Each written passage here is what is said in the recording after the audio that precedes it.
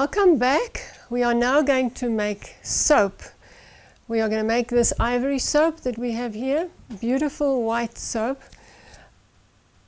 I've measured to save time. I've measured out the oils already. As you can see, there's hard oils that are semi-solid and the liquid oils.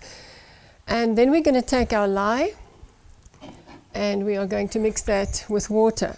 But before you start, safety measures. Let's go through this quickly.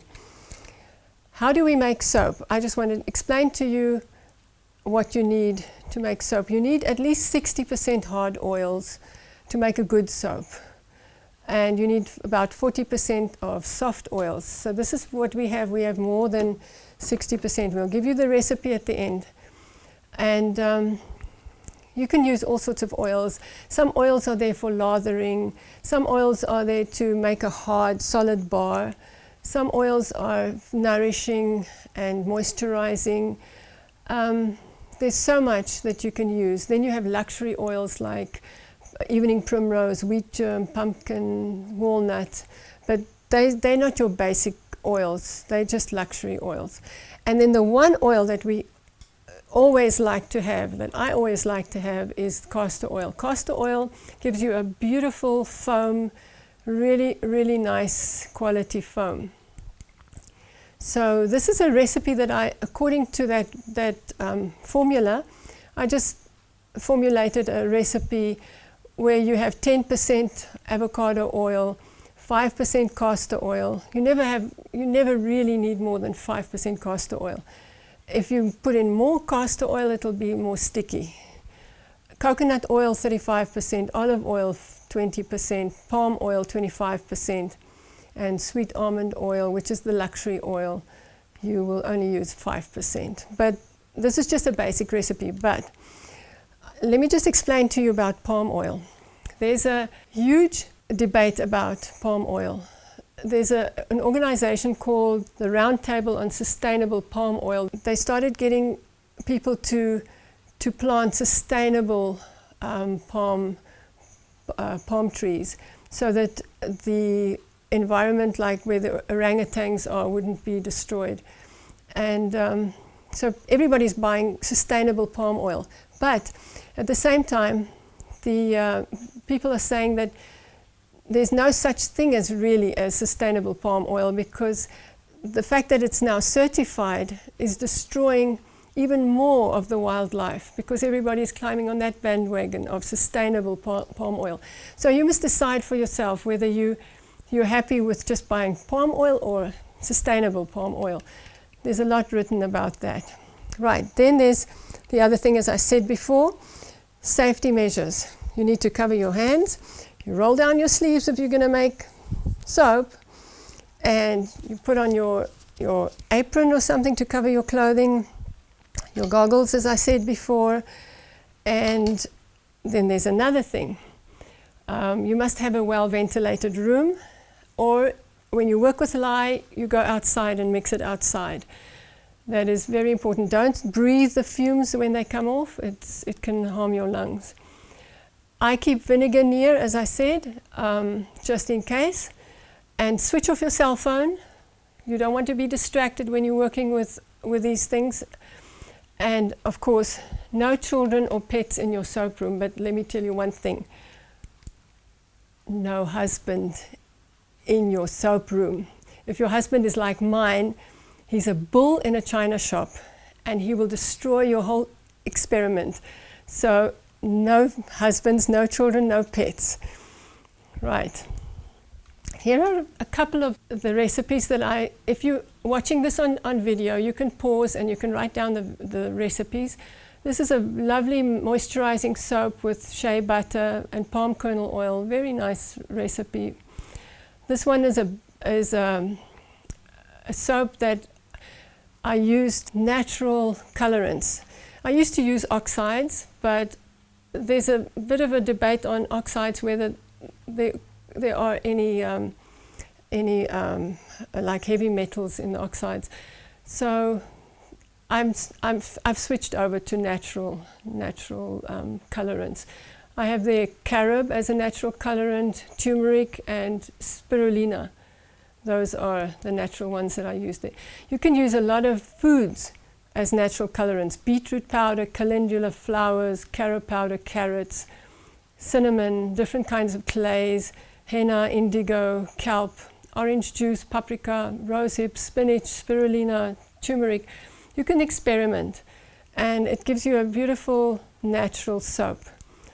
This one is a carob and vanilla cake soap. It looks like a carob cake with icing on it. It's lovely with vanilla essential oil. This one is turmeric and oatmeal facial soap, very nourishing for your face. Now the one we're going to make now is the Ivory soap. To save time, I've already weighed out the oils, and we will now I'll show you how to do the lye. And then we have 2 essential oils there, bergamot essential oil and lang lang essential oil that we will add, but I'll show you how to do it. Now, the important thing with soap making is temperatures. You need to get the temperature of the lye and the oils more or less at the same temperature. Otherwise, you're going to have a problem. It won't mix properly. It won't saponify. There's another word that you need to learn, saponification. When the soap and the oils and the lye become soap, when they mix, at that point when they become soap, that's saponification. When you mix it, while you're mixing it, there's another term that we use in soap making, and it's trace. So I'll show you that also, what tracing is. At tracing, you can start adding your colorants and your essential oils and things. So there's a couple of things that you need to know about soap making. Yes, and that's it. And we've got the thermometers that we can use. So I'm going to start mixing the lye. Firstly, you're going to measure your water first. Now, there's another safety issue. Do not pour water onto the lye. It could volcano. It's dangerous. Always the lye into the water. So you put on your goggles when you work with lye. I'm going to put our container there, switch it on, and we're first going to do the water. Now, on the recipe, it'll say 11.85 ounces of water. So we're going to do 11.85 ounces.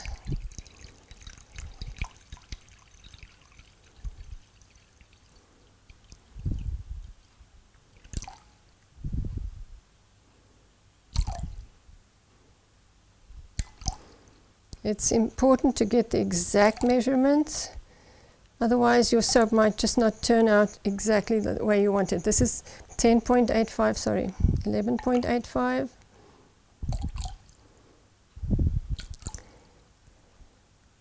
Remember, I'm working with ounces. If you're working with grams, exactly 11.85. Right. When you're working with grams, it's a little bit more difficult because it's a bigger number, but fine. So this you put aside. Don't mix it in there. You take another container and you're going to go back to naught. And now you use your spoon for the lye. And we want 5.05 ounces.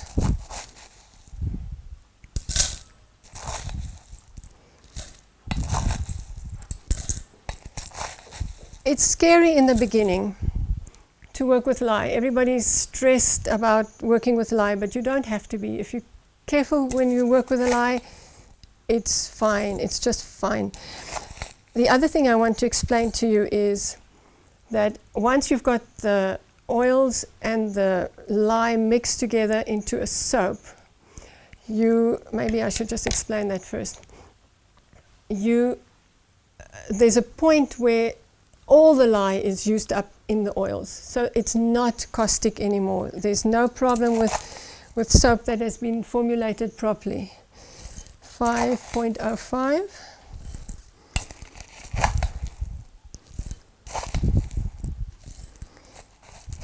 And then there's another term that we must learn, and that is superfatting. I'll explain that in a while. 5.05, almost there. Yes, 5.05. Right, cover this. Let me explain to you about superfatting. Now, superfatting is a 0% superfatting is when all the oils and all the lye have been made into soap. Once you, let's say you want to make a more nourishing soap that is more softer on the skin, you can add, let's say, 2% superfatting, which means it's got 2% more oils in your soap than is necessary to make soap. The soaps that I make are 5% superfatting, so it means I have 5% more oil than is necessary to make soap. And this is, for me, a very nourishing, good soap, and yet it still cleans so beautifully. It's a wonderful mixture. Okay, so now we're going to put aside the scale, and now we're going to start doing this work. Back on with my glasses. Everything is covered. Right, let's take this spoon. And now I'm going to mix it, but I'm going to move away because I don't want to breathe the fumes. You will probably, I hope you'll see the fumes coming out. That's the stage where you don't breathe around the lye. You come back when it's settled. So I'll come back again and I will stir and then go back out again, and then I'll come and stir, just so that you can see how it works. So here we go. Don't be scared, it's nothing to worry about. You start stirring, and what I do now is I'm going to stir a while and then I'm going to leave and then come back.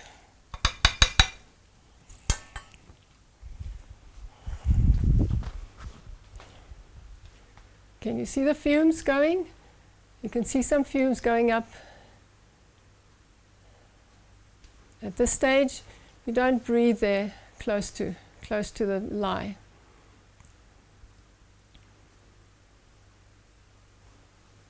I'm going to come back and stir again.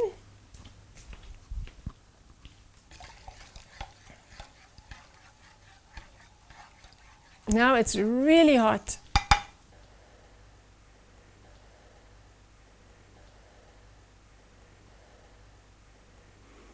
It's still fuming a little bit, so we will wait another few seconds and then I'll go back and stir again.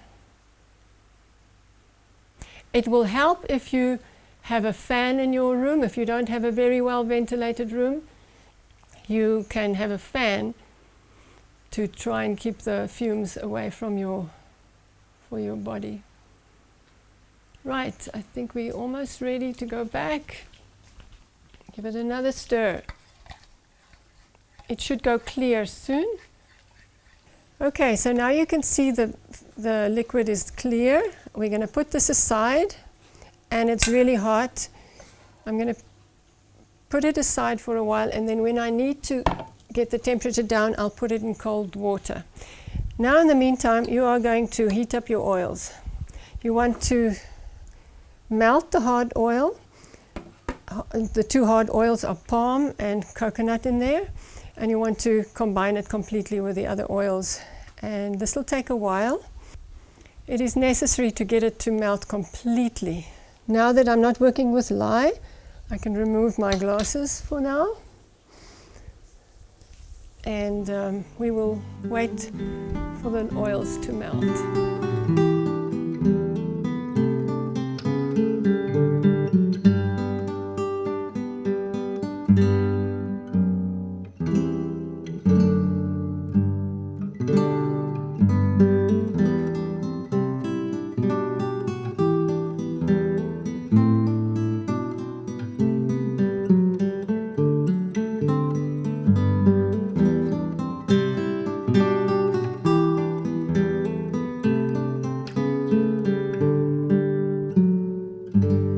Okay, so now we have the two mixtures more or less at the same temperature.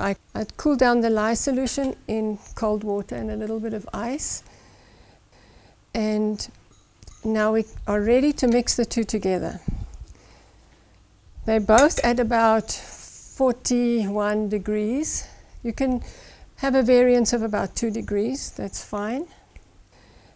And now we're going to slowly check that this is on. First stir. Don't use your blender in the beginning. You're just going to pour it in and just stir slowly. Some people prefer to pour the lye onto the stem of the mixer, but to prevent bubbles from forming. But I think if you do it very carefully, you can just pour it in. You just keep stirring, no blending. If you blend, it'll immediately become too firm too quickly. Right. Keep stirring. And now I can start blending, but remember, we have to get the solution, the combination of the two, up to what they call a trace. Trace means you are going to get some of the soap tracing on top. I'll show you when we get there. And that's the time when you know you can add all the other things, and that's the time when you know that soap is beginning to form. It's beginning to saponify. Right, so I'm going to start blending slowly, a little bit at a time.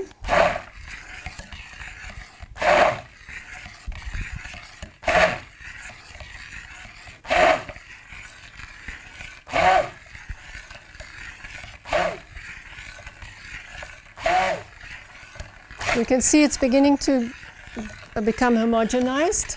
It's beginning to change color.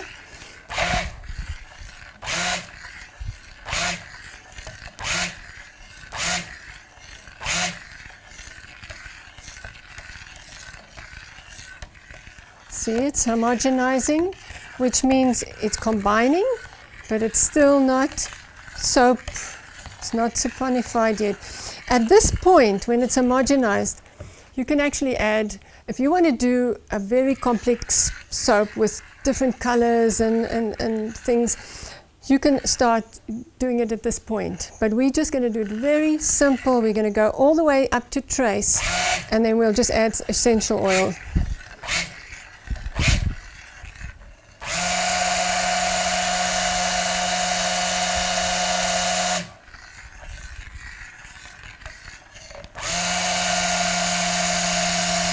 You can see it's getting thicker. Now if I lift this stick blender, it will sort of almost make an indent on the surface. So it's a light trace, what we call a light trace. You can see there.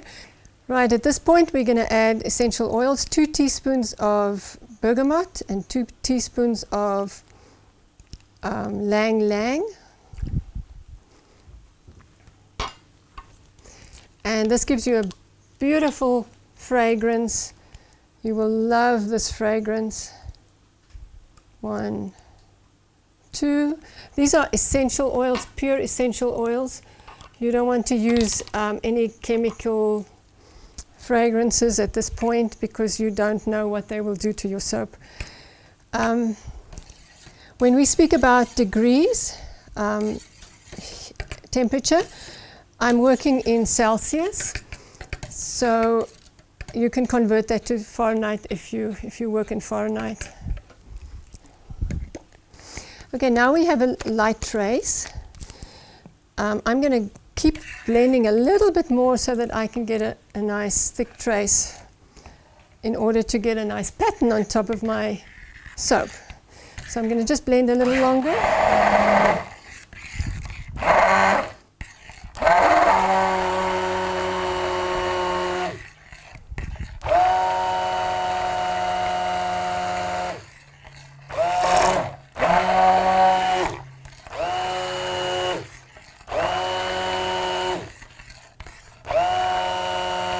You can see it's thickened up very nicely.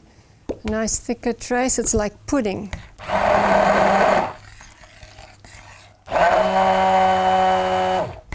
right, I think we're ready to pour into our mold. It smells lovely. Okay, I'm going to use that.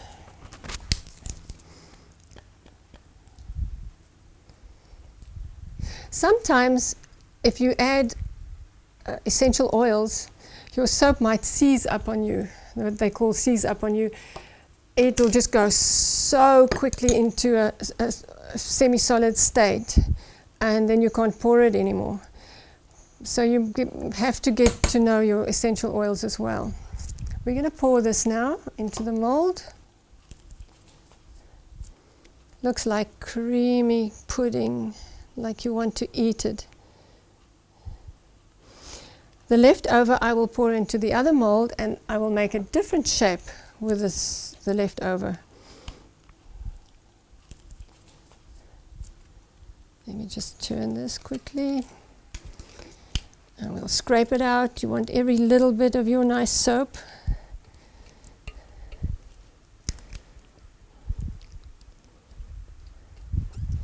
It's beautiful. And this, at the moment, it's cream colored, but it will, when it dries, will be a nice, beautiful ivory color. The palm oil is responsible for the hardness. It makes it a nice hard soap, and also for the beautiful white color. Now, obviously, you can change color. You can add colorants and everything. So now we're going to just give it a shake so that you can get out most of your air bubbles.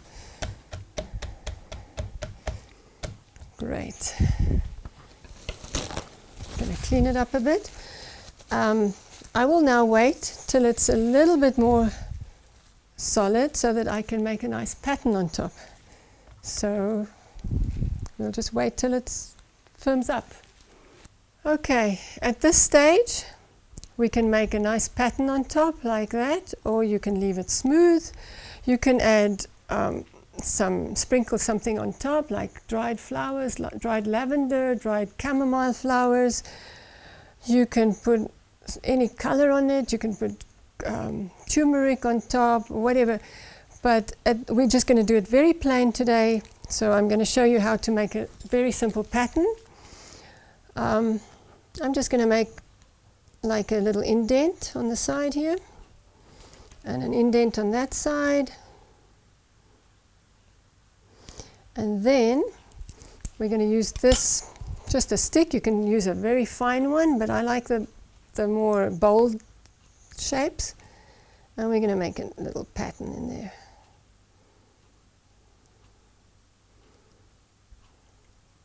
And when you cut this, it'll look really nice.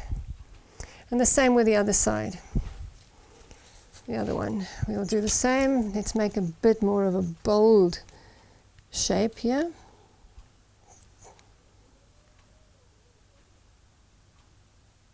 Now this one, because this one is smaller, I'm going to cut them into bars. These will become bars. These we are going to cut into slices. So there you have it. We've made ivory soap, and when we get back, it'll be hardened. It'll take 24 hours to harden. Now this one, as you will see on the recipe, is non-insulated, right? It doesn't get insulated. Normally, for most soaps, you will insulate the soap so that it can gel right through. It can go through a gel phase, and the gel phase will make it mature faster, and you'll get it'll take 3 to 6 weeks to mature. And this way, it'll take maybe a little longer to mature, but I like the white color. This way, I'm not going to insulate. The next soap we will make will be a charcoal and lavender soap. And that one is a beautiful facial soap that you can use for especially acne. And that one we will insulate. I'll show you how to insulate soap. So for now, we will see you next time.